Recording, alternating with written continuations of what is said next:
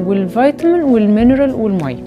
فاحنا هنمسك النهارده، احنا اتكلمنا الفيديو اللي فات عن النشويات بالتفصيل.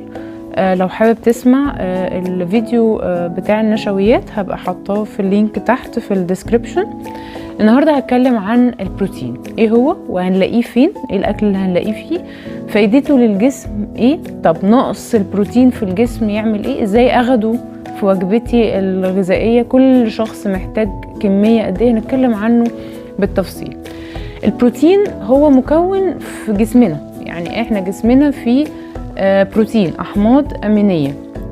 البروتين لما انا باكله بيتحول في الجسم لحاجه اسمها امينو اسيدز. الامينو اسيدز دي في منها انواع كتير قوي، في 22 نوع، في 11 منهم غير اساسيين. يعني ايه غير اساسيين؟ يعني الجسم بيكونهم لوحده، فدول مفهومش